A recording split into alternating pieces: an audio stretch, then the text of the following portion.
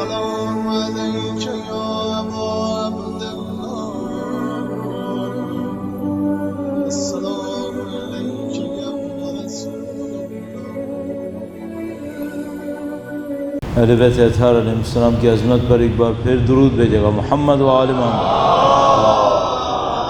صلی علی محمد و آل محمد وعجل فرج۔ شب جمعہ انشاءاللہ خدا متعال آپ کی اور ہمارے مرحومین کی مغفرت فرمائے انشاءاللہ، مرحومین کی قبور کو، ان کی برزخی زندگی کو قرآن و اہل بیت کی نورانیت سے منور فرمائے انشاءاللہ، اس دنیا کی ہر قسم کی سختی، پریشانی، عذاب، مشکل، تاریکی سے اور ہر قسم کی پریشانیوں سے محفوظ فرمائے انشاءاللہ۔ خدا متعال ہم سب کی زندگیوں کو اہل بیت اطہار و قرآن کی ہدایت پر چلنے میں گزر بسر کرنے کی سعادت نصیب فرمائے، امام کے ظہور میں تعجیل فرمائے، ان کی نصرت اور اسراء میں شہادت نصیب فرمائے۔ تمام دعاؤں کی قبولیت کے لیے ایک بار پھر درود بھیجیں۔ محمد و آل محمد صلی علی محمد و آل محمد وعجل فرجهم۔ فاتحہ۔ بسم اللہ الرحمن الرحیم، الحمد للہ رب العالمین، الرحمن الرحیم، مالک یوم الدین، ایاک نعبد و ایاک نستعین، اهدنا الصراط المستقیم، صراط الذین انعمت علیہم غیر المغضوب علیہم ولا الضالین۔ صلی اللہ علیہ وسلم۔ بار دیگر درود بھیجے گا۔ محمد و آل محمد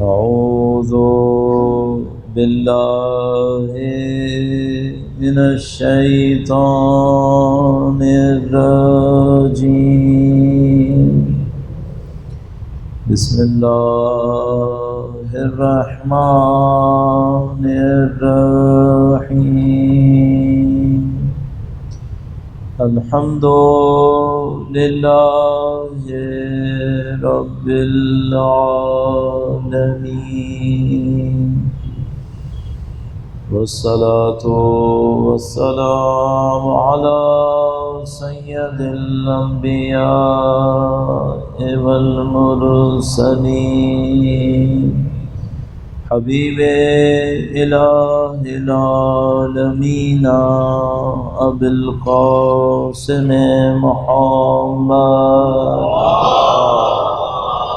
صلی علی محمد وعلى آلہ الطیبین الطاہرین، سیما بقیت اللہ فی الأراضین، قال اللہ تعالی فی کتابہ الکریم، بسم اللہ الرحمن الرحیم، ام حسبت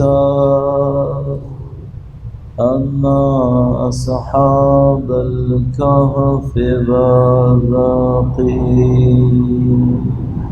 كانوا من آیاتنا عجبا۔ درود بھیجے گا۔ محمد و آل محمد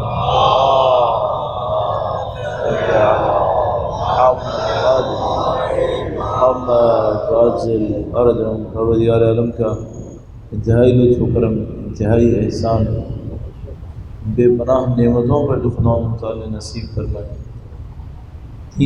دین خدا کی نعمت، قرآن و اہل بیت اطہار علیہ السلام کی ہدایت تک پہنچنا اللہ کی عظیم الشان نعمت ہے۔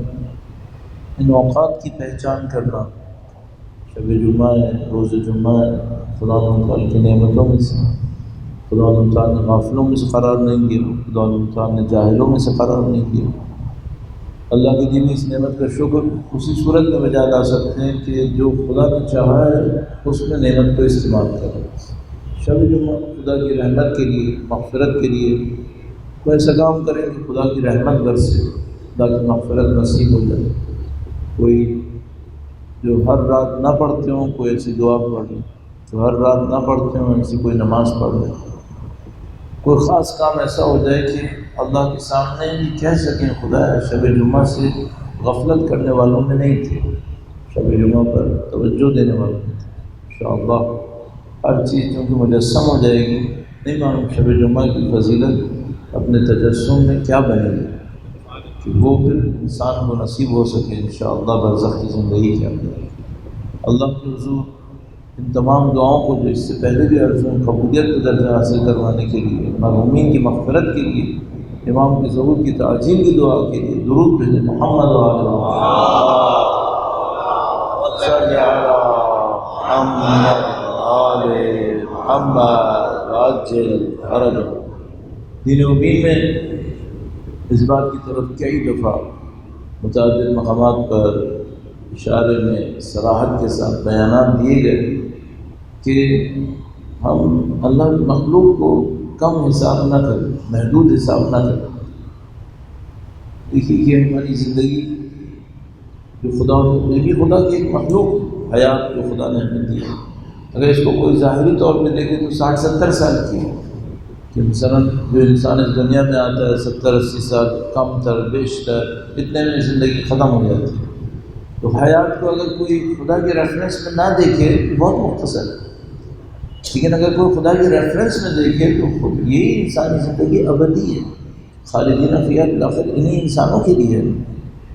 تو بہت بڑی ایک حقیقت یہ ہے کہ انسان ہر چیز کو خدا کے ریفرنس میں دیکھنا شروع کرے، خدا کے ریفرنس میں دیکھے تو کوئی چیز خطرناک نہیں ہے، ہر چیز خدا کی نعمت لگے گی۔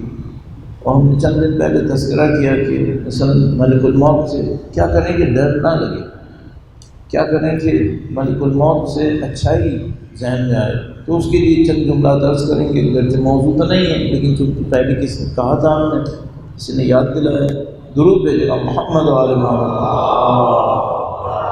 صلی علی محمد و آل محمد عجل فرجہ۔ شاید پہلے آپ کی خدمت میں عرض کیا تھا ان بزرگوں سے نقل قول کرتے ہوئے کہ جو ہمارے دلوں میں خواہشیں ہوتی ہیں یہ خواہشیں ملحق کرتی ہیں۔ خطبہ تھا آپ کے ذہن میں ہوگا کہ امام نے فرمایا تھا کہ حضرت صالح کی جو ناقے تھی اس کو ایک آدمی نے آخر کیا تھا لیکن سزا سب کو ملی تھی، کیوں؟ چونکہ لوگ ملحق کر دیے جائیں گے محبتوں کے اوپر، نفرتوں کے اوپر۔ تو انسان کے دل میں جو محبت ہوتی ہے یہ خود ایک دعا بن جاتی ہے۔ مثلا خدا نہ کرے نعوذ باللہ تعالیٰ اگر کسی انسان کے اندر ظلم پر نفرت نہیں ہے تو کہیں نہ کہیں یہ ظلم کا چاہنے والا ہے، کہیں نہ کہیں ظلم کا چاہنے والا ہے۔ اگر ظلم کا چاہنے والا ہے تو پھر مسئلہ یہ ہے کہ جو دلوں میں محبتیں ہیں یہ اخروی زندگی میں تجسم اختیار کریں گے، یہ مجسم بن جائیں گے۔ تو مثال کے طور پر ایک آدمی ہے دل میں محبت اس کی اچھائی پر ہے، محبت جو بھی اس کے دل میں ہے وہ اچھائی کے لیے، خیر کے لیے، تو اس کو برزخی زندگی کیسے ملنی چاہیے؟ جو اس نے چاہا ہے وہ اسے ملنا چاہیے، اس کا حق ہے۔ اچھا اگر خدا نہ کرے نعوذ باللہ کسی کے دل میں برائی ہے، محبت برائی کے لیے، تو اس برزخی زندگی میں کیا ملے گا؟ کوئی برائی ہے۔ یہ جو کہتے ہیں الحب للہ والافضل العباد افضل الاعمال الحب للہ والبغض للہ، سب سے اہم فضیلت رکھنے والا عمل یہ ہے کہ محبت اللہ کے لیے ہو، دشمنی اللہ کے لیے۔ یہ کیوں ہے؟ چونکہ یہ محبتیں اور دشمنیاں یہ ہماری برزخ کی اور اخروی زندگی کو مجسم کر دیں گی، یہ وہاں پہ ہمارے لیے آ رہی ہیں۔ تو مثال کے طور پر یوں ہی اگر انسان کوئی سوچے جو ہمارے بچے بعض اوقات کسی ایسے انسان کی تصویریں لگا رہے ہیں، یہ کر رہے ہیں وہ کر رہے ہیں، ان کے ذہن میں وہ ہیرو بن جاتا ہے کسی بھی وجہ سے، یہ بہت خطرناک ہو گیا۔ کیونکہ اگر وہ اپنی محبت کو اس انداز میں نہیں دیکھ پایا تو پھر اس کا انجام کوئی اچھا نہیں ہونے والا۔ اس طریقے سے ہم بھی ایسے ہیں کہ بھئی اگر ہمارے ہاتھ میں نہیں ہے دولت تو ٹھیک ہے ہم ایک طرح سے زندگی گزار رہے ہیں، لیکن دل میں کیا بننے کی خواہش دیکھی بیٹھے۔ بہت معذرت کے ساتھ کہوں گا، مثلا ہے مسلمان، ہے فرش ازا پر، لیکن مثلا اپنے ذہن میں کہیں نہ کہیں اس کے بیٹھا ہوا ہے کہ بولے گا بھی نہیں، کاش بل گیٹ جیسی دولت میرے پاس آ جاتی مثلا. صحیح. اچھا یہ دل میں چھپا ہوا ہے یا نہیں چھپا ہوا؟ صحیح. یہ بالکل وہی ہے، تقریباً وہی ہے کہ جیسے وہ قارون، قرآن کریم فرماتا ہے قارون ایک دن اپنے سارے زیور آلات کے ساتھ، سارے شان و شوکت کے ساتھ لوگوں کے سامنے کھڑا ہوا، تو بڑے بڑے جو کل تک کچھ کہہ رہے تھے آج کہنے لگے اے کاش ہمارے پاس بھی ایسا ہی کچھ ہوتا. کیوں؟ آج اس کی شان و شوکت کا دن تھا. تو مرعوب ہو گئے اور ان کے دل میں جو محبت کسی اور کے لیے ہونی تھی وہ قارون کے لیے سلپ کر گئے. صحیح. اب سوال یہ ہے کہ بھئی اگر میرے دل میں ایک چیز کے لیے محبت ہے، یہ ملک الموت یہ کون ہے؟ اللہ کا نمائندہ ہے، مامور ہے کہ یہ مجھے کسی چیز سے علیحدہ کرے. ایسے یہ جو اللہ کا نمائندہ ہے یہ مجسم خدا متعال کی نمائندگی میں یہاں ظاہر ہوئے. اچھا اگر میرے دل میں محبتیں خدا کے نام پر ہیں تو اس سے میری کیا دشمنی ہے؟ اس سے میری کیا سختی ہے؟ کچھ بھی نہیں. دوستی یہ بالکل ایسے ہی ہے. اگر ہوا ایسے کہ زیادہ سے زیادہ ایسا ہوگا کہ میں غربت میں، وطن سے دوری میں ایک عزیز سے مل گیا، اگر میں انجانے میں بھی مرانا اور میرے دل میں اچھائی تھی، محبت تھی، تو ایسا ہوگا کہ میں کہیں غریب غربت میں تھا، مثلا وطن سے دور تھا اور کہیں پہ گھوم پھر رہا تھا، دیکھ داکھ رہا تھا، اچانک ایک انجانے ماحول میں ایک دوست مل گیا، تو انسان کیا کہتا ہے؟ اچھا ہوا، الحمدللہ دوست مل گیا. تو اگر کوئی دنیا میں رہ رہا ہے اور نہیں اس نے بہت زیادہ اپنے آپ کو توجہ دلوائی، ملک الموت، موت اور یہ وہ زیادہ زیادہ ہو گیا، یہاں غربت میں رہ رہا ہے اور اچانک ملک الموت آئے تو اس کو ایک دوست مل گیا جو اس کو یاد دلائے کہ تم غربت میں ہو، وطن نہیں چل رہا ہے. صحیح. زیادہ سے زیادہ یہ، ورنہ کیا ہے؟ ورنہ اچھائی میں یہ ہے کہ ایک آدمی غربت میں ہے اور اس کو اچھی طرح یاد ہے کہ مجھے وطن جانا ہے، اچھی طرح یاد ہے کہ وطن جانا ہے. اچانک کوئی ایک آدمی آتا ہے، اس کے ہاتھ میں ٹکٹ ہے، اس کے ہاتھ میں سب کچھ ہے، کہ تم کو وطن جانا تھا نا، یہ تمہارا ٹکٹ ہے. کیسا لگا؟ آپ اور میں یہ دیکھ لیں ہم نے کہاں جانا، ٹھکانہ طے کر لیں. ملک الموت کی ہم سے کوئی ذاتی دشمنی نہیں، کوئی دشمنی نہیں. مسئلہ سارا ٹھکانے کا ہے. آپ کا اور میرا ٹھکانہ اگر آخرت ہے، ملک الموت نمائندہ آخرت ہے، اس کو ملک الموت کو ہم سے کیا دشمنی. لیکن اگر خدا نہ کرے نعوذ باللہ تعالیٰ ہمارا ٹھکانہ آخرت نہیں ہے، ہم نے اس کا نہیں سوچا ہوا جانے کا، پھر سخت. کیوں؟ پھر تعلقات کو کاٹنا آسان نہیں ہے. تعلقات کاٹنا آسان نہیں ہے. ایک مثال بیان کرتے ہیں علماء، آپ پہلے بھی سن چکے ہوں گے، لیکن بہرحال اس چیپٹر میں ہے تو عرض کر دوں. درود بھیجے گا محمد و آل محمد.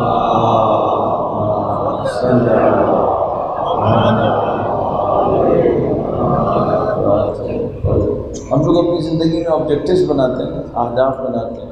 مثلا کوئی ہدف بناتا ہے کہ مثلا میں نے یہ بلڈنگ بنانی ہے، کوئی بناتا ہے میں نے یہ بزنس بنانا ہے، کوئی کچھ بنائے گا، کوئی کچھ بنائے گا. تو آیت اللہ مہرشی نجفی کتابوں کے عاشق تھے، تو انہوں نے اپنی زندگی میں ہدف بنایا کہ میں قوم کے اندر ایک عالی شان لائبریری بناؤں گا. غربت میں رہے، کرائے کی نمازیں اور روزے رکھ کے پیسے جمع کرتے تھے، کتابیں خریدتے تھے. بہت کہانیاں ہیں اس زمانے کی. اس طرح کر کے وہ کتابیں انہوں نے جمع کی، وہ کتاب خانہ بن گیا، عالی شان ہو گیا، یہ ہو گیا، وہ ہو گیا. ان کی حیات طیبہ میں ہی ان کی اچھی زندگی میں سب کچھ ہو رہا تھا. جب فوت ہونے لگے تو کچھ کتابیں ان کے سرحانے رکھی ہوتی تھیں. وہ کتابیں ہوتی تھیں خطی نسخے، ہاتھ کے لکھے ہوئے، جو ان کو بہت عزیز تھے. اب ظاہر ہے ہم لوگوں کو کتابوں سے وہ محبت ہے نہیں، تو ہم اس بات کو سمجھ نہیں پائیں گے کہ کوئی کتابوں سے اتنی محبت کرے. مثلا بے تکی ایک مثال عرض کر رہا ہوں، بے تکی سے ذہن کو نزدیک لانے کے لیے. مثال کے طور پر فرض کریں کہ کسی کو کسی گاڑی سے محبت ہے، تو وہ گاڑی بیچنا نہیں چاہتا، چاہے وہ کام آئے یا نہیں آئے، کہتا نہیں ہے اس کو پڑھانے دو، مجھے اچھی لگتی ہے. کسی کو مثال کے طور پر کوئی گولڈ کا پیس ہے، اس سے محبت ہے، تو کام آئے یا نہیں آئے اس کو اچھا لگتا ہے کہ یہ میرے پاس رہے. کسی کے پاس کوئی ہیرا ہے اس کو اس سے لگاؤ ہو گیا. تو آپ کی نئی زندگی میں پتہ نہیں کون سی چیز ایسی ہو جس میں ہمارا دل اٹک جائے کہ نہیں یار یہ نہیں ہونا چاہیے، یہ نہیں ہونا چاہیے. تو آقا کا دل اس لحاظ سے کتابوں پہ ٹھکتا تھا کہ کتابیں میرے پاس، یہ والی کتابیں میرے پاس رکھی ہوں. تو اپنی وفات سے چند دن پہلے اپنے فرزند کو بلایا اور کہنے لگے کہ یہ کتابیں لائبریری کو دے دو. تو انہوں نے کہا کہ ساری زندگی تو یہاں رہی ہیں، جس کو چاہیے ہوتا ہے ویسے ہی لے لیتا ہے، اور آپ کیوں جلدی کر رہے ہیں؟ یعنی رہنے دیں یہیں پہ، فوت ہوں گے تو میں دے دوں گا کتاب خانے کو. یعنی یہ نہیں، میں نہیں چاہتا کہ مرنے سے پہلے کسی بھی چیز کی محبت میرے دل میں رہ جائے، چاہے یہ کتاب ہی سے نہیں ہونی چاہیے. مرتے وقت میرے دل میں دنیا کی کسی چیز کی محبت نہیں ہونی چاہیے، چاہے کتاب ہی صحیح. یہ چاہیے ہمیں. کاش یہ نصیب ہو ہمیں کہ ہم اس بات کو بار بار سوچ رہے ہوں کہ اب اگر جانا ہی ہے تو اس کو بھی رکھ کے کیا کرنا ہے. کاش یہ ہمارے دماغ میں بار بار آتا ہے. آپ نے دیکھا کتنا امام نے تاکید فرمائی ہے، ذکر موت، ذکر موت، موت کو یاد کرو، موت کو یاد کرو. اچھا ایک کام کر سکتے ہیں، اسائنمنٹ. زندگی میں مشکلات تو آتی رہتی ہیں، پریشانیاں آتی رہتی ہیں. میں بھی پریشانی سے گزر رہا ہوں، تذکرہ میں تو کہہ دیتا ہوں. ایک مومن بھی مشکل سے گزر رہے ہیں اور ماشاءاللہ خدمت گزار ہیں، مخلص ہیں، محنت کرتے ہیں، بیماری عارضے میں ہیں. اللہ سے دعا کرتے ہیں خدایا ان بیمار کو اور تمام اہل بیت کے چاہنے والے جو کسی بھی بیماری میں مبتلا ہیں سب کو شفا عاجل و کامل نصیب فرما. اور جو لوگ بھی ان کے بھی اعزاء اقربا اس دنیا سے رخصت ہوئے ہیں خدایا ان تمام مرحومین کے تمام گناہ صغیرہ و کبیرہ کی مغفرت فرما. خدایا تو نے دین کے اوپر زندگی نصیب فرمائی ہے، دین کی پاکیزگی پہ موت نصیب فرما. درود بھیجے محمد وعلی صلی علی محمد وعلی محمد وعجل فرجہم. جو زندگی کی مشکلات سے گزر رہے ہیں ان کی مشکلات کی آسانی کے لیے درود بھیجے محمد وعلی محمد صلی علی محمد وعجل فرجہم. تو اسائنمنٹ یہ ہے کہ آپ کسی مشکل میں پڑیں، تھوڑی دیر کے لیے رکیں اور سوچیں کہ مرنا ہے یا نہیں مرنا ہے. مرنا ہے تو زیادہ بڑی مشکل کیا ہے؟ زیادہ بڑی مشکل یہ ہے کہ بری موت آئے. یہ مسئلہ نہیں ہے.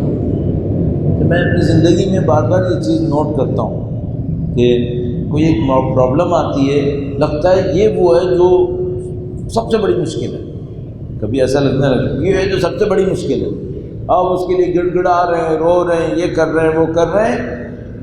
2-3 مہینے بعد، 4 مہینے بعد آپ کو یاد آئے گا اس وقت مجھے وہ مشکل کتنی بڑی لگ رہی تھی. تو آپ کہیں گے اتنا بڑا مسئلہ بھی نہیں تھا، فی الحال میں اتنی بڑی لگ رہی تھی. یہ دنیا عجیب ہے، واقعہ نہیں عجیب. اور میں تو آپ نہیں تذکرہ کروں گا کہ بہرحال بڑی بڑی مشکلات گزر جاتی ہیں، بڑی بڑی مشکلات گزر جاتی ہیں. تو ایک بس جملہ ذہن میں رکھیے گا، کیا ہے؟ یہ سب گزر جائے گا.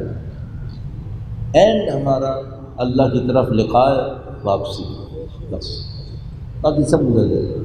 جو مرے ہیں وہ بھی کہیں نہیں گئے، وہ وہیں گئے جہاں تھوڑی دیر بعد میں نے اور آپ نے جانا. وہ کہیں نہیں گئے، غائب نہیں ہوئے، چھپے بھی نہیں ہوئے. سب وہیں گئے جہاں تھوڑی دیر کے بعد میں نے اور آپ نے پہنچ جانا. یہ جو موت کی یاد ہے نا، یہ مشکل کو آسان کرنے والی، یہ موت کی یاد مشکل کو آسان کرنے والی. تو اس کو تجربہ کریں. یہ جو ہم نے نہج البلاغہ میں 2-4 دفعہ پڑھا کہ بھئی موت یاد کرو، موت یاد کرو، تو تجربہ کریں کہ اگر موت کو واقعاً یاد کرتے ہیں تو کیا ہوتا ہے. پھر جو آپ کے اندر ایک یقین ڈیولپ ہوگا نا موت کی یاد کے اوپر، وہ بہت قیمتی ہوگا. اس سے آپ کو بہت اثر ہوگا، آپ کو اور ہم انشاءاللہ. درود بھیجے گا محمد وعلی محمد اللہم صلی علی محمد وعلی محمد وعجل فرجہم. اللہ اکبر یا رسول اللہ،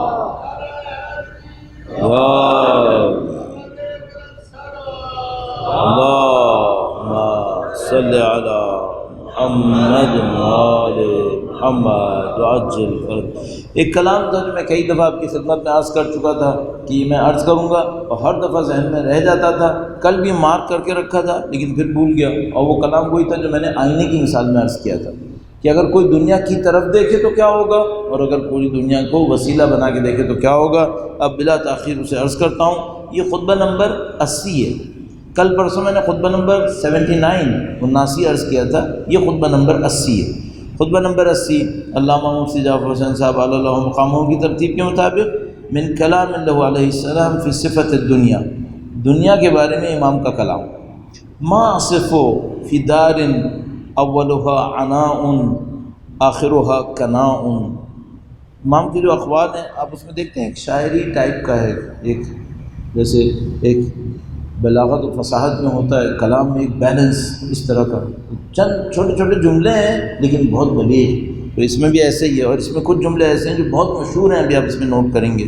فرمایا کہ میں اس دنیا کے بارے میں کیا کہوں جس کی ابتدا رنج اور انتہا فنا ہے۔ دنیا کی ابتدا رنج اور انتہا فنا، دنیا کی ابتدا میں رنج ہے اور انتہا میں فنا ہے۔ فی حلالها حساب وفی حرامها عقاب، یہ وہ مشہور و معروف جملہ ہے امام کا کہ فرمایا اس دنیا کا کیا کہیں، اس کا حلال ہوتا ہے تو حساب لاتا ہے، حرام ہوتا ہے تو عذاب لاتا ہے۔ یعنی یا تو دنیا میں ایسا ہوتا ہے کہ بھئی حلال کا حساب نہیں ہے تو چلو صرف حلال کے اوپر رہے، نہیں، حلال میں حساب ہے، حرام میں عذاب ہے، عقاب۔ تو اگر کوئی دنیا سے حلال ہی بھر بھر کے کمائے اور دنیا کی حلال کمانے کے پیچھے بہت محنت کرے، تب بھی اس نے ایک مارکہ کر دیا، وہ کیا؟ حساب اپنا تیار کرنا ہے اس میں۔ کیوں؟ کمانا ایک ہے، خرچ دوسرا حساب ہے۔ ایک حساب کمانے کا ہے کہ اتنا کمایا کیسے، دوسرا حساب خرچے کا ہے، خرچ کہاں سے کیا۔ یہ جو ہم لوگوں کے ذہن میں معمولاً پاکستان میں ایسا ہے، کسی سے بولو کہو کہ بھائی تم اپنے خرچے کو دیکھو کہاں کر رہے ہو، تو کہتے ہیں مولانا میں نے حلال میں کمایا ہے، رزق حلال ہے، اب میں جہاں خرچ کروں۔ نہیں بھائی، یہاں دو سوال ہیں۔ ایسا نہیں ہے کہ مثلاً جس نے حلال کما لیا اب وہ اس کا مالک ہو گیا۔ سب سے بڑی غلط فہمی تو ہمارے ذہن میں یہ ہے کہ جب میں حلال کما لیتا ہوں تو میں مالک ہو جاتا ہوں۔ نہیں، کوئی بھی مالک نہیں ہوتا ہے، سب کے سب اللہ کے نمائندے ہوتے ہیں اس کے اندر۔ حلال کمانے کے بعد حرام کمائے تو عذاب ہے، تو معاملہ ہی ختم ہو گیا۔ تو امام فرما رہے ہیں کہ فی حلالها حساب وفی حرامها عقاب، من استغنا فیها فتن ومن افتقر فیها حزن۔ جو اس میں اتنی دنیا لے لے کہ غنی ہو جائے، یعنی اتنی دنیا لی کہ اب اس کو اور ضرورت نہیں ہے، تو فرمایا یہ آزمایا جائے گا، یہ آزمایا جائے گا۔ یہاں ایک بہت عجیب بات ہے، وہ یہ ہے کہ اگر کسی کے پاس دنیا حلال سے بڑھ جائے تو امتحان میں آئے گا یا نہیں آئے گا؟ قطعاً آئے گا۔ اس کے مقابلے میں وہ جس کے اوپر دنیا کم آئی ہو، جس کو دنیا کم ملی ہو، اس کے امتحان میں جانے کا چانس کم ہے۔ ہاں، ایک بندے کا امتحان میں جانے کا چانس بہت کم ہے، وہ کیا ہے؟ جس نے حرام سے بہت کمائی ہے۔ کیوں اس کا امتحان میں جانے کا چانس کم ہے؟ کیونکہ اس کا اسٹریٹ راستہ جہنم پہ لگ چکا ہے، اس کا راستہ کہیں اور فکس ہو چکا ہے، اس کا معاملہ ختم ہو چکا ہے۔ اور یہ میں خطرناک، اپنی دانش خطرناک بات عرض کرتا چلوں کہ ہم لوگوں کے نزدیک، اب میرے دماغ پیچھے سے کہہ رہے ہیں کہنے کا بھی ہے یا نہیں ہے، اچانک دماغ میں آ تو گیا کہ کہتا چلوں، لیکن سوچا ہوں پیچھے کہنے کا ہے بھی یا نہیں۔ اگر نہیں ہوا کہنے کا تو میں بعد میں ریکارڈنگز میں سے کٹوا دوں گا، ابھی بول دیتا ہوں اللہ مالک۔ ہم لوگوں کے نزدیک جتنے بھی انسان چار ہاتھ پاؤں سے چل رہے ہیں، یہ سب انسان ہیں، سب انسان ہیں۔ اسلام میں ایسا نہیں ہے، یہ سب اسلام میں یہ سب انسان نہیں ہے۔ ان میں سے کافی بڑی تعداد ایسی ہے جو انسان نہیں ہے، کافی بڑی تعداد ایسی ہے جو انسان نہیں ہے، ان کا معاملہ کچھ اور ہے۔ کون ہے وہ لوگ؟ کیا ہے وہ لوگ؟ شاید فل ان دا بلینکس، وہ خالی جگہ ہے جو فل ہو رہی ہے، دیٹس اٹ۔ شاید آزمائش کے لیے خلق ہوں، شاید امتحان کے لیے خلق ہوں. کیا مطلب؟ اس مقابلے میں نہیں ہے جس میں خدا دعوت دے رہا ہے، یہ اس مقابلے سے باہر ہے. آپ اس کو ابھی فی الحال مانیں نہ مانیں کوئی مشکل نہیں، لیکن یہ میں آپ کی خدمت میں عرض کرتا چلوں کہ اگر میں نے آپ کو پہلے دوسرے دن کہا تھا نا کہ میرا کام یہ ہے کہ بعض اساتذہ سے سنوں اور آپ کی خدمت میں ریفلیکٹ کر دوں، تو یہ جو بات میں نے ابھی آپ سے کہی ہے یہ آیت اللہ جوادی عاملی صراحت سے کہہ چکے ہیں، اور امام خمینی اپنی تقاریر میں صراحت سے کہہ چکے ہیں. صحیح ہے؟ تو وہ بلکہ آیت اللہ جوادی عاملی نے تو یہاں تک کہا کہ دنیا کے دھوکوں میں سے جو اگر وحی کو نکال دیں تو جو انسان کو دھوکے آتے ہیں ان دھوکوں میں سے ایک دھوکہ یہ ہے کہ ہر 4 پائے 2 پاؤں پہ چلنے والے 4 ہاتھ پاؤں رکھنے والوں کو سمجھ رہے سب انسان. ان کا دھوکوں میں سے ایک دھوکہ یہ ہے، جبکہ ایسا نہیں. اچھا اس کے اوپر دلائل کم ہیں، دلائل بہت ہیں، دلائل بہت ہیں. اگر قرآن کریم فرماتا ہے کہ تم اللہ اور اس کی نبی کی بات پر لبیک کہو جب وہ تمہیں پکاریں تاکہ وہ تمہیں زندہ کریں، تو یہ مردہ کون لوگ ہیں جن کو نبی اور اللہ کی بات پر لبیک کہنے کے بعد زندگی ملے گی؟ یہ مردہ کون ہے؟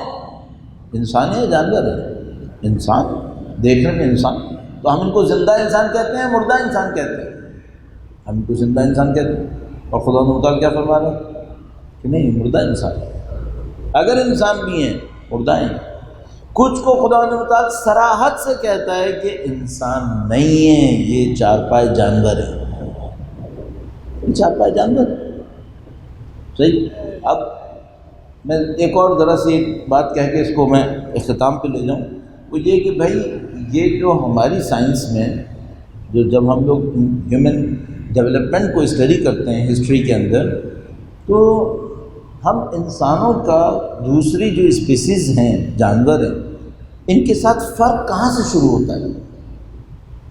اگر بالکل سائنس کے حساب سے بات کریں تو سائنس یہ کہتی ہے کہ بھائی پہلے زمین کے اوپر کوئی جاندار نہیں تھا، یونی سیل پانی کے اندر کریٹ ہوئے، اس یونی سیل میں کمپلیکیشن آیا، اس کے اندر ملٹائی سیل ہو گئے، وہ ملٹائی سیل کوئی ایک ایکسیڈنٹ کے نتیجے میں پانی سے نکل کر زمین پہ آ گیا، اور یہاں سے زمین کے اوپر لائف شروع ہو گئی. اور زمین پہ جو لائف شروع ہوئی تو بہت ساری اسپیسیز چلتی رہیں، ایک سرٹن پوائنٹ پر آ کر انسان نام کر کے جس اسپیسی کو ہم کہتے ہیں، جس قسم کو ہم کہتے ہیں، اس کی کہانی علیحدہ ہو گئی. تو وہ جگہ جہاں پہ یہ دوسروں سے علیحدہ ہوا وہ کون سی جگہ تھی؟ صحیح. وہ لوگ یہ کہتے ہیں کہ 2 وجہ میں سے کوئی ایک تھی. ایک تو یہ تھی کہ یہ جو انسان تھا اس نے پتھر کو ٹول کے طور پہ استعمال کر لیا، اور باقی یہ نہیں کر سکے. مثلا ہم سے کلوزسٹ کون تھا؟ مثلا بندر تھے. تو وہ بندر جو تھے، گوریلاز، چمپینزیز، جو کچھ بھی تھے، یہ لوگ پتھر کو اب آلے کے طور پہ، ابزار کے طور پہ استعمال نہیں کر سکے. مثلا انسان نے اس پتھر کو لے کے ہتھوڑی بنا لی، یا تیز دھار پتھر بنایا اور اس سے چھری بنا لی، وہ یہ نہیں کر سکے، اور یہاں سے آپ کا اور ان کا معاملہ علیحدہ ہو گیا. یا مثلا وہ یہ بیان کرتے ہیں کہ بھائی یہ جو باقی تھے نا یہ 4 ہاتھ پاؤں پہ چلتے تھے، اور یہ جو انسان تھا ایکسیڈنٹلی اس کے کولے کی ہڈی تھوڑی چوڑی ہو گئی، اس کی وجہ سے یہ کھڑے ہونے کے قابل ہو گیا، اور یہ جو کھڑے ہونے کے قابل ہوا تو اس کو ایک ایج مل گئی دوسرے جانداروں کے اوپر، اور یہ اس وجہ سے اس کی ساری تقسیم علیحدہ ہو گئی. تو واقعاً لگتا ہے کہ یہی ہوگا. صحیح. اچھا اب سوال یہ ہے کہ جن کی کولے کی ہڈی چوڑی ہو گئی وہ سب کے سب عقل میں بھی اتنے ہی چوڑے ہو گئے یا نہیں؟ کچھ کی کولے کی ہڈی تو چوڑی ہوئی لیکن عقل کوئی چوڑی نہیں ہو پائی. پھر ایک خطرناک سوال یہ ہے کہ جن کی کولے کی ہڈی چوڑی نہیں ہوئی، کہیں ایسا تو نہیں کہ ان میں سے بعض کے پاس ایسے ہی کوئی عقل ہو؟ یہ سوال جینوین لگتا ہے مجھے، تو کم از کم جینوین لگتا ہے. تو وہ تائید ہوتا ہے ان لوگوں کی باتوں سے کہ بھائی یہ جس کو بھی آپ 2 پاؤں پہ چلتا اور 4 ہاتھ پاؤں والا دیکھ رہے ہیں، یہ سب کے سب ایک رینک پہ نہیں ہے، کچھ اور معاملہ بھی ہے یہاں پر. درود بھیجے گا محمد و آل محمد.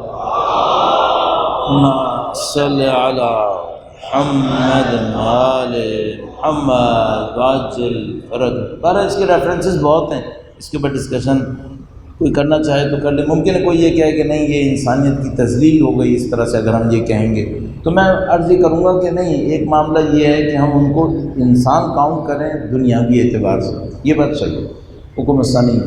ایک اور مسئلہ یہ ہے کہ نہیں، درجات کے اعتبار سے سب کو ایک جیسا کاؤنٹ کیا جائے. نہیں، درجات میں کوئی نہیں کاؤنٹ کر پائے گا، یہ ناممکن ہے، یہ نہیں ہو پائے گا. ایک احترام ہے وہ سب کے لیے ہوگا. من افتقر فیہا حزن من استغنا فیہا فتن، جو اس میں غنی ہو جائے گا اس کو امتحان سے گزرنا پڑے گا. ومن افتقر فیہ حزن، اور جو اس کے اندر فقیر رہ جائے گا اس کے دل میں غم رہ جائے گا کہ بھائی میرے پاس نہیں تھا. ومن ساءھا فاتتہ، اور جو اس دنیا کے لیے کوشش کرے گا دنیا اسے چھوڑ دے گی. یہ پہلے بھی آ چکا ہے کہ اگر دنیا کے پیچھے بھاگو گے، درود بھیجے گا محمد و آل محمد صلی علی محمد محمد عجل فرج.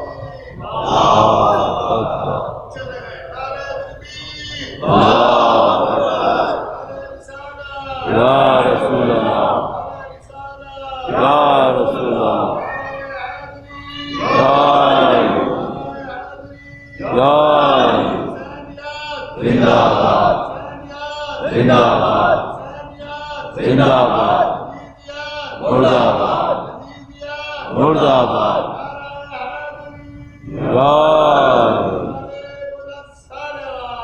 اللہم صلی علی محمد و آل محمد.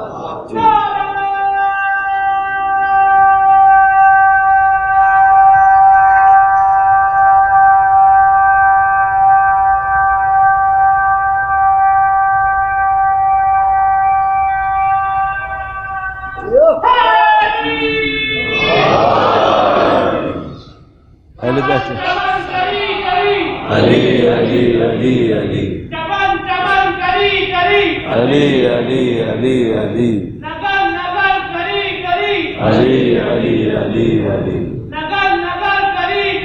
علی علی علی علی یا علی یا علی یا علی. درود بھیجے گا محمد و آل محمد پر. صلی علی محمد و آل محمد عجل فرج. شب جمعہ کی برکتوں کے حصول کے لیے تمام جو لوگ بھی ان مجالس کے لیے اطراف میں کوششیں کر رہے ہیں ان سب کی مزید توفیقات کے لیے، جتنے بھی مریضوں نے شفا کے لیے دعا کے لیے درخواست کی ہے ان سب کی شفا یابی کے لیے درود بھیجیں محمد و آل محمد صلی علی محمد و آل محمد عجل فرج. کل ہم نے چند جملے صفائی کے حوالے سے عرض کیے تھے باہر، اس پہ کافی اچھا ہمیں تو لگا کہ پازیٹیو ری ایکشن ہوا ہے. تو آپ اس محنت کو جاری رکھیے گا اور اس کو ایک اسٹینڈرڈ کے طور پہ لے لیں کہ بھئی آپ جب بھی عزاداری میں آئیں ان باتوں کا خیال رکھیں کہ آپ کو سید الشہداء کے عزادار ہونے کے ناطے ان کی فکر کا نمائندہ سمجھا جا رہا ہے. اس بات کا خیال رکھیں، نمائندگی کا خیال رکھیں. انسان کو ایک جملے میں بس زیادہ آپ کا وقت نہ دوں، بہت سارے موقعوں پہ نسبت کا خیال رکھنا ہوتا ہے، پھر نسبت اسے عزت دیتی ہے. دیکھیں ابھی آپ نے ہمیں اجازت دی نا کہ ہم یہاں بیٹھ کر مجلس پڑھ رہے ہیں، ٹھیک ہے، اب ہماری نسبت کس سے بن رہی ہے؟ ممبر سے. کہ اگر ہم اس نسبت کا خیال نہیں رکھیں گے تو ممبر چھن جائے گا، ممبر چھن جائے گا. صحیح، شاید آپ ہی لوگ منع کر دیں گے کہ بھئی یہ بتا ہمیں یہاں نہیں چاہیے کیونکہ یہ اس ممبر کے تقدس کا خیال نہیں کر رہا. صحیح، تو آپ اپنی زندگی میں بھی ایسے ہی سوچیں. اگر آپ کو ایک نسبت ملی ہے عزادار حسین ہونے کے ناطے، نسبت خیال رکھیں، نسبت کا خیال رکھیں. یہ نسبتیں کمال ہیں، یہ نسبت وہی محبت ہے نا جو امام نے فرمایا، محبت تعلق وہی. تو آپ باہر خیال رکھیں، صاف ستھرا رکھیں، کوئی آ کے دیکھے اسے پتہ چلے آرگنائز لوگ ہیں، امام کے ماننے والے ہیں. تو اسی طریقے سے جلوسوں کے اندر واقعاً بعض اوقات کافی سختی لگتی ہے دل کے اندر جب انسان جلوس میں چل رہا ہوتا ہے اور چیزوں کو بعض انآرگنائز دیکھتا ہے تو سمجھ میں نہیں آتا کہ ہماری فکر کی صحیح نمائندگی نہیں ہو رہی. لیکن انشاءاللہ بہتر سے بہتر ہو جائے گا، انشاءاللہ آہستہ آہستہ بہتر ہو رہا ہے. درود بھیجے گا محمد و آل محمد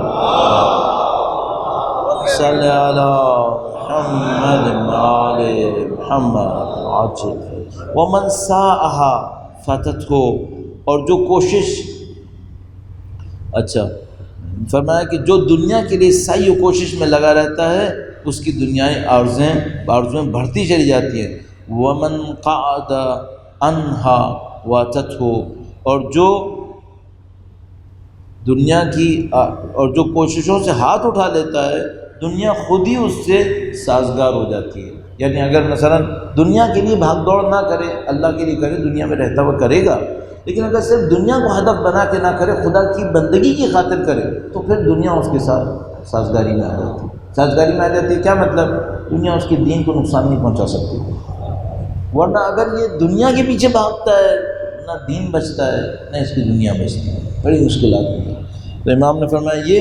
اس کے بعد آخری جملہ اس سلسلے میں وَمَنْ أَبْصَرَ بِهَا بَصَّرَتْهُ، اور جو دنیا کو عبرتوں کا آئینہ سمجھ کر دیکھتا ہے تو دنیا اس کی آنکھوں کو روشن کر دیتی ہے. وَمَنْ أَبْصَرَ إِلَيْهَا أَعْمَتْهُ، اور جو دنیا ہی پر نظر رکھتا ہے تو دنیا اسے نابینا بنا دیتی ہے. جو دنیا سے بصیرت ہے دنیا اسے روشنائی دیتی ہے. جو دنیا کو دیکھنے میں غرق ہو بس دنیا اس کو اندھا کر دیتی ہے. اور یہاں سے وہ پوائنٹ مل رہا ہے کہ جو قیامت کے دن اٹھنے والا کہتا ہے خدا میں اندھا کیوں؟ اندھے اس لیے ہو کہ تم دنیا میں اتنے غرق ہو گئے تھے کہ تم نے اپنی بصیرت ختم کر دی. اب تمہیں اندھے پن کا سامنا کرنا پڑے گا. اور میں نے اسی پہ کہا تھا کہ اسی پہ آپ قانون کے طور پر سمجھ سکتے ہیں کہ اگر کوئی دنیا میں غرق ہو تو اس کی آنکھیں جاتی ہیں، اور اگر کسی کی عقل دنیا میں غرق ہو جائے تو اس دنیا میں عقل سے محروم ہونے والا ہے. اور اسی طریقے سے تمام چیزیں. یہ کہانی ابھی چل رہی ہے اس طریقے سے. میں اگلے پیراگراف اگلے خطبے کے اوپر فوراً جاؤں. آپ کا وقت اس وقت بہت ہمارے پاس کم ہو گیا.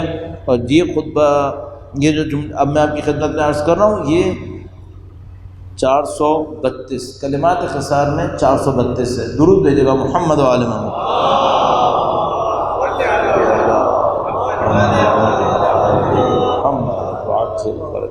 لب الباب کیا ہے؟ کس نے ہم سے سوال کیا اور کل بھی ہم نے اس کے اوپر تھوڑے سے عرض پیش کیے تھے مجھے کہ اگر جس طرح سے امام نے کہا ہے کہ دنیا کے اندر رہتے ہوئے اس طرح سے زندگی گزاریں، اس طرح سے زندگی گزاریں، تو جو ایسے ہوں گے، زاہد ہوں گے، اللہ والے ہوں گے، ان کی زندگی دنیا میں کیسی گزرتی ہے؟ وہ کن اصولوں کے تحت زندگی گزارتے ہیں؟ صحیح. تو دنیا میں رہتے ہیں یا نہیں رہتے؟ بالکل رہتے ہیں، دنیا میں رہتے ہیں. تو ان کی زندگی پھر کیسے گزرے گی؟ مثلا وہ دنیا سے کس چیز کا انتخاب کریں گے، تو دنیا سے کیا چیز ریجیکٹ کریں گے؟ اب اس کی ایک مثال، سادہ سی ایک مثال، مثلا ہم لوگوں نے اور آپ نے شاید کہیں ڈاکٹر شہید چمران کے بارے میں سنا ہوگا کہ ڈاکٹر شہید چمران جو تھے وہ بہت قابل آدمی تھے فزکس میں. وہ 70s 80s میں نیوکلیر فزکس میں ان کا شاید PhD تھا یا پتہ نہیں ماسٹرز تھا، ہم شاید PhD تھا. ڈاکٹر تھے چمران، ڈاکٹر تو وہ ان کا PhD ہوگا. تو وہ نیوکلیر فزکس میں اور یا ایسی کوئی فزکس کی کمپلیکیٹڈ برانچ تھی جس کے اندر ان کا وہ ڈگری تھی. میں بھی ایسا نہ ہو غلط بات کہہ بیٹھوں. تو ان کو کافی آفرز آئیں اور ان کو جو ہے وہ مثال کے طور پر ناسا جیسے ڈپارٹمنٹ سے بھی آفر آئی اور یہ بھی ہوا وہ بھی ہوا. اچھا وہ یہ سب چیزیں دیکھ رہے تھے کہ بھائی میری زندگی کہاں جا رہی ہے. اچھا ان کی شادی بھی ہو چکی تھی وہیں پہ، ان کی شادی بھی ہو چکی تھی، ان کے بچے بھی تھے. صحیح ہے. اچانک ان کو احساس ہوا کہ نہیں، اس راستے پہ جو میری زندگی جا رہی ہے یہ کوئی صحیح راستہ نہیں، اس میں مجھے کامیابی نہیں ملنے والی. اچھا کون کہہ رہا ہے یہ بندہ اس کو کامیابی نہیں ملنے والی؟ 70s 80s میں ایکیڈیمک لیول میں PhD ہو چکا ہے، دنیا کی بہترین جگہ پہ جاب کر رہا ہے، 20 بچے ہیں اس کے پاس، سب کچھ ہے اس لحاظ سے. صحیح ہے. اور اچانک انہوں نے کہا کہ نہیں، اس میں اگر میں ایکسیلنس دکھاتا ہوں، اپنی زندگی لگاتا ہوں، بہت آگے بھی جاؤں، مجھے کچھ نہیں ملنے والا ہے. صحیح. تو انہوں نے اس کو ختم کیا اور کہاں چلے گئے مصر فلسطینیوں کا ساتھ دینے کے لیے. اس کے بعد پھر وہاں سے گھومتے ہوئے لبنان آئے. لبنان میں اس وقت جو تھے وہ لبنان کے عالم امام موسیٰ صدر، وہ لوگوں کو جمع کر رہے تھے، اہل بیت کے چاہنے والوں کو، اور مختلف جگہوں کے اوپر کام کرنا چاہتے تھے. تو یہ جو مثلاً مالیکولر فزکس یا نیوکلیر فزکس میں پی ایچ ڈی تھے یا اسپیس اس میں ٹیکنالوجی کے اندر، یہ آ کر 8ویں کلاس کے پولی ٹیکنک اسکول کے پرنسپل بن گئے۔ 8ویں کلاس تک کا ایک اسکول کھولا گیا تھا، ٹیکنیکل اسکول، اس کے یہ پرنسپل بن گئے۔ اور اس اسکول کی فیسلٹیز کا یہ عالم تھا کہ وہاں پہ پلائر بھی چند تھے، اس کے یہ پرنسپل بن گئے بچوں کو ٹیکنالوجی سکھانے میں۔ صحیح بھائی، یہ کیا سلیکشن ہے، یہ آپ نے کیا سلیکٹ کیا؟ اچھا کچھ عرصے پھر وہاں مشغول رہے، پھر حزب اللہ تشکیل پائی اور حزب اللہ کو لے کے چلے، اتنا ہوا، یہ ہوا، وہ ہوا۔ کہیں امام موسیٰ صدر آئے ایران امام خمینی سے ملنے کے لیے، یہ ساتھ تھے، اور یہ امام خمینی کو نظر آئے، امام موسیٰ صدر سے امام خمینی نے کہا یہ بندہ مجھے چاہیے، یہ مجھے چاہیے۔ کیا حاضر؟ اب یہ کیا بنے؟ اب یہ بنے وزیر دفاع۔ کہاں جا رہا ہے یہ بندہ؟ کبھی یہاں ہے، کبھی وہاں ہے، اب ہوگا وزیر دفاع، اور یہ دنیا کا واحد وزیر دفاع ہوگا جو محاذ جنگ کے اوپر شہید ہوا ہے۔ صحیح؟ یہ لوگ کیا ہیں؟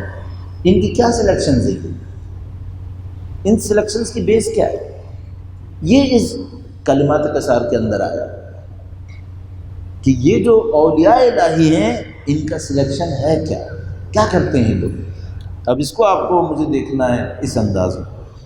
تو یہ بیک گراؤنڈ اس لیے عرض کرنا ضروری تھا تاکہ اہمیت بنے کہ بھائی یہاں پہ کچھ جو امام فرما رہے ہیں وہ کیا فرمانا چاہ رہے ہیں۔ درود بھیجے گا محمد و آل محمد۔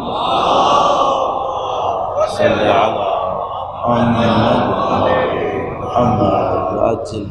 کلمات کے ساتھ 432 کہانی نہیں دہراؤں گا کہ 360 تک ہونا چاہیے تھا۔ 432 میں ان اولیاء اللہ ہم الذین نظروا الی باطن الدنیا اذا نظر الناس الی ظاہرها۔ یہ جو اولیاء الہی ہیں یہ لوگ کون لوگ ہیں؟ جب لوگ دنیا کے ظاہر کو دیکھتے ہیں تو یہ دنیا کے باطن کو دیکھتے ہیں۔ ان اولیاء اللہ، اولیاء ولی کی پلورل ہے، ولی خدا جو خود خدا کو چاہتا ہے اور خدا بھی اس کو چاہتا ہے۔ یہ محبت ایک طرفہ نہیں ہو سکتی، اس جملے کو سنبھال لیجیے۔ اصل محبت کبھی ایک طرفہ نہیں ہو سکتی، یہ مجازی محبتیں ہوتی ہیں نا، یہ ایک طرفہ ہوتی ہیں۔ ایک آدمی سونا پسند کرتا ہے، سونا اسے نہیں جانتا۔ ایک آدمی گھر چاہتا ہے، گھر اسے نہیں جانتا۔ ایک آدمی کے مثلاً کوئی جوان کسی لڑکی کے پیچھے بھاگ رہا ہے، کوئی لڑکی کسی لڑکے کے پیچھے بھاگ رہی ہے، وہ اس کو نہیں پہچانتا، وہ اس کو نہیں جانتا۔ یہ مجازی محبتیں ایک طرفہ ہوتی ہیں۔ لیکن اگر آپ امام حسین کو چاہتے ہیں، آپ کی مجازی محبت نہیں ہے، یہ دو طرفہ ہوتی ہے۔ جتنا آپ امام کے لیے روئیں گے نا، ادھر سے بھی کچھ ہے یہاں، یہ دو طرفہ ہے۔ لبیک یا حسین، لبیک یا حسین، لبیک یا حسین، لبیک یا حسین۔ درود بھیجے گا محمد و آل محمد۔ صلی علی محمد و آل محمد وعجل۔ دوستان خدا وہ ہیں، اولیاء الہی وہ ہیں کہ جب لوگ دنیا کے ظاہر کو دیکھتے ہیں تو وہ اس کے باطن کو دیکھتے ہیں۔ اذا نظر الناس واشتغلوا بعاجلها اذا اشتغل الناس بعاجلها۔ جب لوگ اس کی جلد میسر آ جانے والی نعمتوں میں کھو جاتے ہیں تو وہ آخرت میں حاصل ہونے والی چیزوں میں منہمک رہتے ہیں۔ لوگ کس میں کھو جاتے ہیں؟ گھر ملے گا، گاڑی ملے گی، شہرت ملے گی، دولت ہوگی، لذتیں ہوں گی، خواہشات ہوں گی۔ یہ دیکھتے ہیں اس کی مدت کم ہے، اس کی مدت کم ہے۔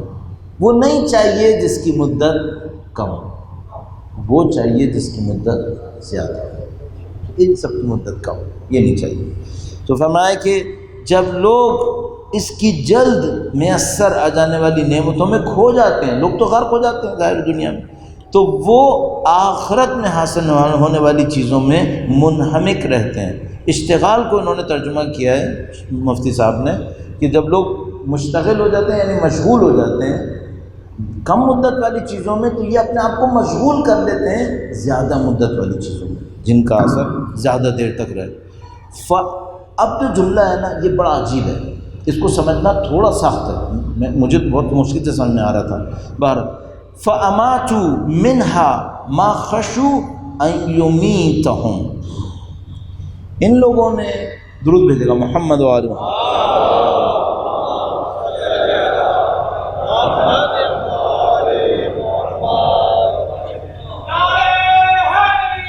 یا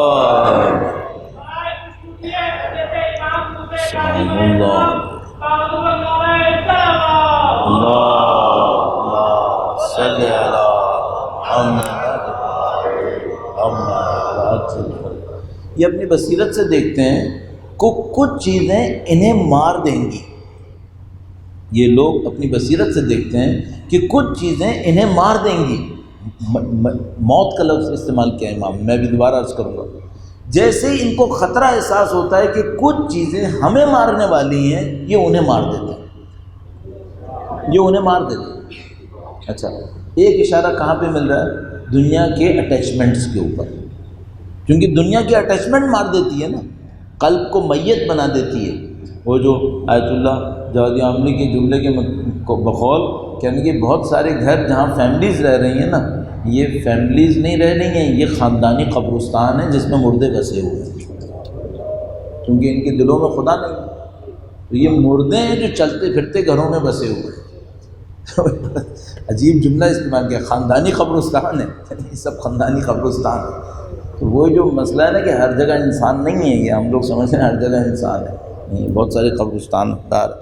تو فرمایا فَأَمَاتُوا مِنْهَا مَا خَشُوا أَن يُمِيتَهُمْ، ترجمہ فرمایا جن چیزوں کے متعلق انہیں یہ کھٹکا تھا کہ وہ انہیں ماریں گی، ترجمے میں لکھا تباہ کریں گی، جبکہ وہاں میت لفظ استعمال ہوا ہے عربی میں، انہیں تباہ کریں گی، انہوں نے انہیں تباہ کر دیا۔ اور وَتَرَكُوا مِنْهَا مَا عَلِمُوا أَنَّهُ سَيَتْرُكُهُمْ، جن چیزوں کے بارے میں ان کو یہ پتہ چل گیا تھا کہ یہ ہمیں چھوڑنے والی ہیں، یہ خود سے چھوڑ کے کھڑے ہو گئے۔ صحیح، بس دو چیزیں دو قسم کی ہیں، ایک وہ چیز ہے جو نقصان نہیں پہنچائے گی لیکن ساتھ بھی نہیں دے گی، ایک وہ چیز ہے جو نقصان نہیں پہنچائے گی لیکن ساتھ بھی نہیں دے گی۔ تو انہوں نے کہا کہ ہم ویسے ہی چھوڑ دیتے ہیں، کیونکہ بھائی یہ تو ویسے ہی ہمارا ساتھ نہیں دے گی، تو ہم کیوں رکھیں اس کو اپنے پاس۔ ایک چیز ایسی تھی جس کے بارے میں ان کو ڈر ہوا کہ یہ تو ہمیں میت بنا دے گی، یہ تو ہمیں مار دے گی، تو جیسے ان کو احساس ہوا کہ یہ مار دے گی، انہوں نے کہا اس سے پہلے کہ یہ ہمیں مارے ہم اس کو مار دیتے ہیں۔ ٹھیک ہے، مثلا مثال لے لیتے ہیں، مثلا اگر خدا نہ کرے نعوذ باللہ تعالیٰ میں دنیا کی جاہ طلبی کے پیچھے بھاگا، دنیا کی جاہ طلبی کے پیچھے یعنی دنیا کا مقام، دنیا کے اندر لوگ مجھے یہ کہیں وہ کہیں، اچھا یہ جو جاہ طلبی کی خواہش ہے یہ مجھے کیا کرے گی؟ یہ مجھے قتل کر دے گی، یہ میرے وجود کو ختم کر دے گی۔ تو وہ فوراً اولیاء الہی یہ سمجھ بیٹھے کہ یہ چونکہ مجھے قتل کرنے والا ہے، اس سے پہلے کہ یہ مجھے مارے میں اس کو مار دیتا ہوں، تو انہوں نے اپنی جاہ طلبی کا خاتمہ کر دیا۔ اچھا، اب دنیا کی کچھ محبتیں ایسی ہیں جن کو پتہ ہے کہ یہ ساتھ نہیں دیں گی، یہ چھوڑ کے چلی جائیں گی، اس ٹائپ کی محبتوں کو بھی انہوں نے خود سے چھوڑ دیا کہ ہم ایسے ہی چھوڑ دیتے۔ اچھا، اب آپ کے ذہن میں ظاہر ہے یہ سوال آئے گا کہ بھائی اولاد کہاں گئی یہاں، بیوی بچے اولاد بالآخر، تو وہ لوگ کبھی بھی ان چیزوں کو بھی خدا کے سائے کے بغیر نہیں دیکھتے، وہ بیوی بچوں کو بھی کس میں دیکھیں گے؟ خدا کی دی ہوئی امانت میں دیکھیں گے۔ صحیح، تو اگر کوئی ان سے یہ کہے کہ بھائی یہ بچے عزیز ہیں، کہے گا نہیں، بچے عزیز نہیں ہیں، خدا کی دی ہوئی امانت عزیز ہے، خدا نے ایک امانت میرے ہاتھ میں دی ہے، یہ مجھے عزیز ہے۔ جس دن یہ میرے اور خدا کے درمیان رکاوٹ بن رہا ہوگا، میں اس کو چھوڑنے کو تیار ہوں، میں اس کو چھوڑ دوں، میں اس کو نہیں لے کے چل سکتا۔ اب آپ تصور کریں، یہ جو ڈاکٹر چمران تھے، یہ پتہ نہیں کہاں سے میرے ذہن میں بار بار ان کا نام آیا جا رہا ہے، یہ بہت معذرت چاہتا ہوں، آپ لوگوں کو شاید برا لگے، میں معذرت پہلے سے چاہتا ہوں، یہ اپنی بیوی کو بہت چاہتے تھے، بہت چاہتے تھے، بہت رسپیکٹ کرتے تھے۔ کتنی رسپیکٹ کرتے تھے، معذرت چاہ رہا ہوں اگر آپ کو یہ بات میں برا لگے، کسی نے مجھے ایک دفعہ ڈانٹا تھا کہ تم نے ایسی باتیں کیوں کہیں، تو میں نے اس سے کہا کہ بھائی ایسا ہے، جب مجھے عقل میں آتی ہے کہ یہ مجھے کہنا ہے تو میں کہہ دوں گا، اور میں زیادہ سے زیادہ یہ کروں گا 2 دفعہ معذرت چالوں گا اور اپنا معاملہ صاف کر دوں گا۔ تو وہ جب شادی کرنے گئے ان خاتون سے، کہانی لمبی ہے میں شارٹ کروں بالکل، تو ان کے لڑکی کے باپ نے کہا، ان کے ٹو بی سسر نے، کہ دیکھو بیٹا تمہارے پاس کچھ ہے نہیں۔ یہ لبنان میں رہ رہی تھیں اور یہ لبنان میں 8ویں کلاس کے اسکول کے پرنسپل تھے۔ تو انہوں نے کہا کہ تمہارے پاس تو کچھ ہے نہیں، اور یہ جو میری بیٹی ہے یہ جس گھر میں پلی ہے، یہ جب صبح کو اٹھتی ہے نا تو نوکر پیچھے سے اس کا بستر صحیح کر دیتا ہے، اور جب تک یہ واش روم سے تیار ہو کے آتی ہے تو اس کی ٹیبل پر 1 گلاس دودھ اور 1 گلاس کافی رکھ دی جاتی ہے کہ اس کو جو پسند ہو یہ وہ پی لے گی۔ تو بیٹا تم اس کو کیا دینے والے ہو؟ تو ڈاکٹر نے کہا کہ میں تو کچھ بھی نہیں دے سکتا ہوں اسے، آپ اس سے پوچھ لیں کہ یہ میرے ساتھ چلنا پسند کریں گی یا نہیں کریں گی، میں کچھ نہیں دے سکتا، لیکن اس کا وعدہ میں کر رہا ہوں یہ میں کروں گا۔ تو وہ ہنسا جو ان کا سسر تھا، کہنے ہاں بیٹا ٹھیک ہے تم وعدے کر رہے ہو تو تم کر لو گے پھر۔ تو بہرحال وہ جا کے انہوں نے بتایا ایک لڑکی کو کہ بھائی اس طرح ایک آدمی آیا، وہ لڑکی جو تھی وہ اس اسکول میں پڑھاتی تھی، تو اس کو پتہ تھا کہ یہ بندہ کیسا ہے، تو اس نے ایگری کیا کہ ہاں مجھے اس سے شادی کرنی ہے۔ خیر وہ شادی ہو گئی۔ ڈاکٹر صاحب جو ہیں وہ ان کے ساتھ زندگی گزارتے رہے۔ اچھا اب ڈاکٹر صاحب مجاہد آدمی ہیں، کبھی یہاں ہیں کبھی وہاں ہیں، وہ ان کا محاذ پہ جانا ہے، اور ظاہر خاتون تو محاذ پہ نہیں جا سکتی، تو یہ جنگ کے زمانے میں بہت زیادہ محاذ وغیرہ پہ جاتے تھے، تو بہت کم گھر میں آتے تھے۔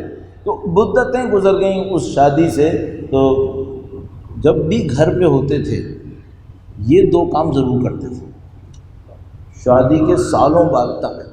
کیا کہ وہ جب بیوی اٹھ کے باتھ روم جائے تو بستر صحیح کریں گے اور دودھ کا ایک پیالہ وہاں لا کے رکھیں گے۔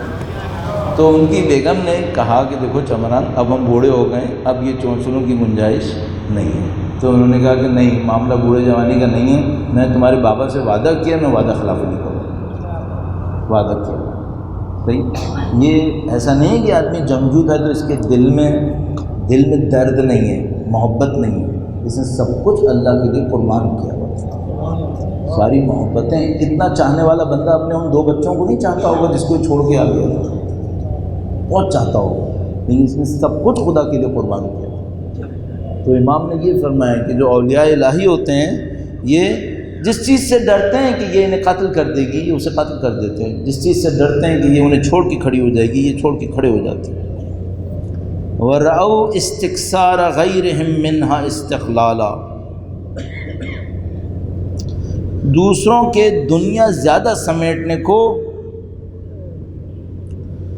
اور دوسروں کے دنیا زیادہ سمیٹنے کو کم خیال کیا اور اسے حاصل کرنے کو کھونے کے برابر جانا۔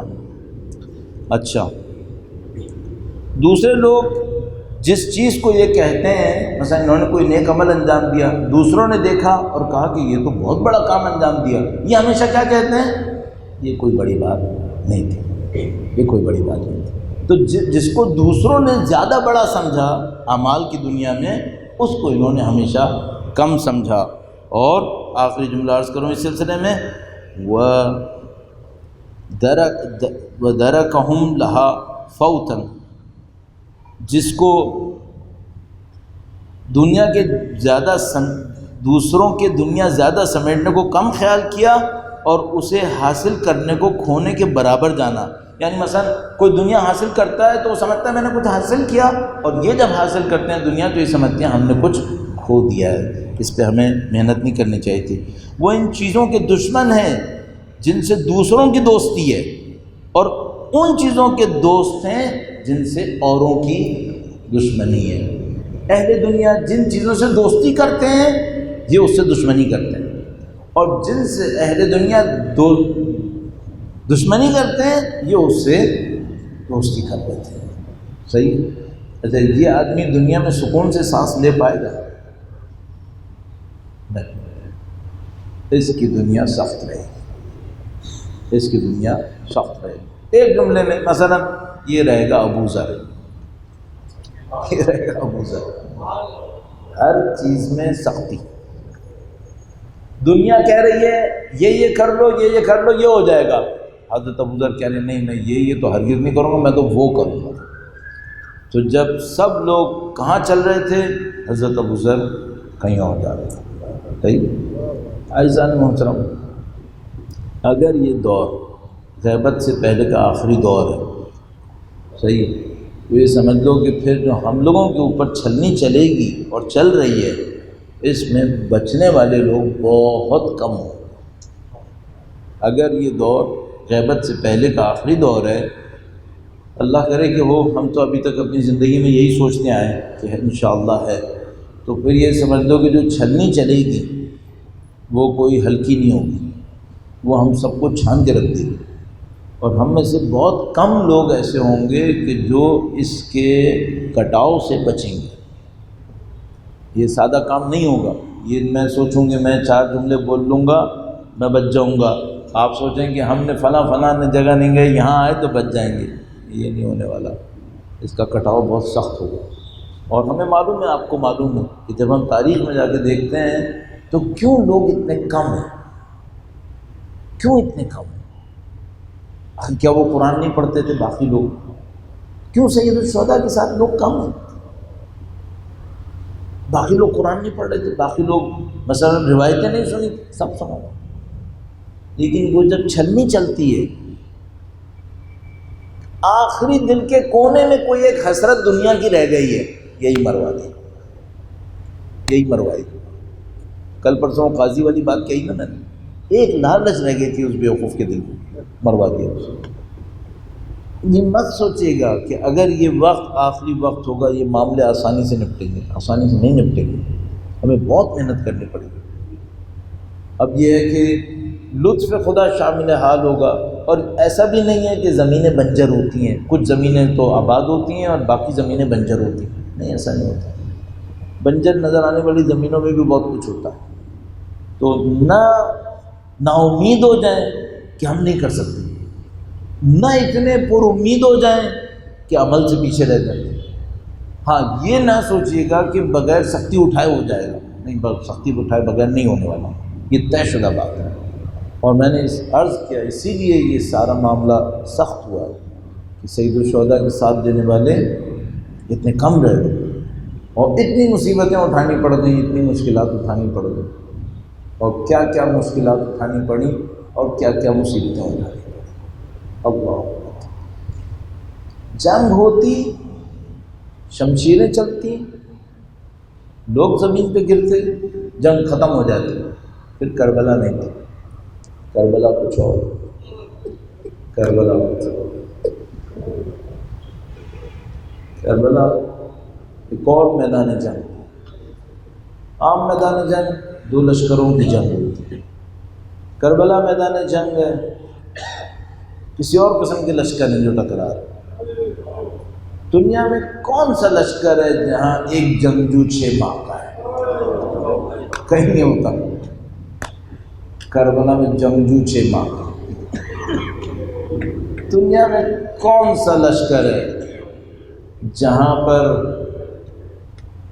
اللہ اکبر، یہ جملہ کہنا کتنا سخت لگنے لگتا ہے بعض اوقات. واقعا بعض اوقات ہم سے لوگ پوچھتے ہیں، کہتے بھی ہیں کہ مولانا ماہ سفر کے ایام میں آپ بازاروں اور دربار کے مصائب کیوں نہیں پاتے؟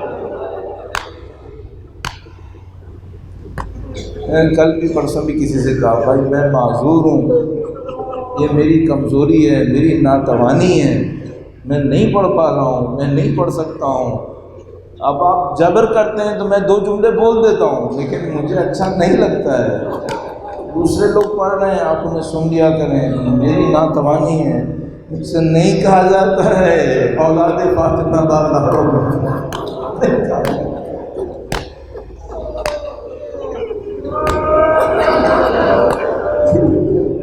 یہ تصور دل کو پاڑنے لگتا ہے.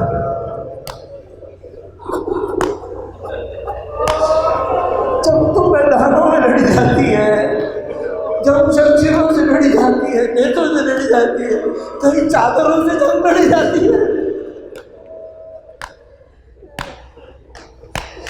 اور کس خاندان کو بازاروں میں لائے ہو؟ جس خاندان کی طہارت اور عصمت کی گواہی قرآن کریم دے، اس خاندان کی مخدرات بے خجابہ اماریوں میں سوار ہو کر بازاروں میں جائے.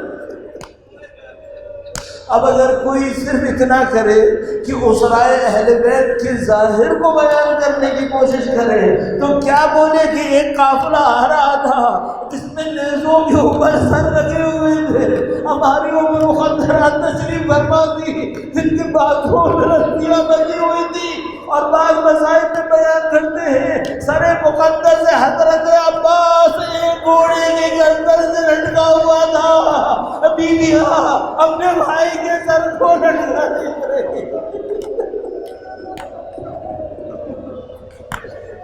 کبھی بیوی اپنے بھائی کے سر اقدس کو دیکھتی تھی، کبھی ان بچوں کو دیکھتی تھی جو اونٹوں کے تلے پامال ہو رہے تھے، کبھی اس بچی کو دیکھتی تھی جس کی گردن میں رسی بندھی ہوئی تھی، جو رسی کے کھینچنے پر گردن کو بچتا نہیں۔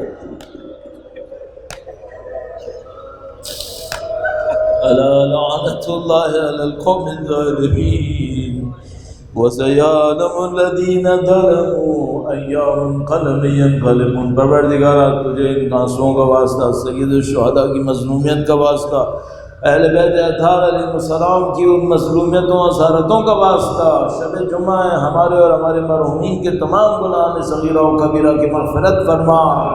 خدایا قرآن و اہل بیت کی نورانیت سے ہمارے مرحومین کے قلوب کو منور فرما، آخرت کی تمام مراحل کو مرحومین کے لیے آسانیاں نورانیتیں قرار فرما۔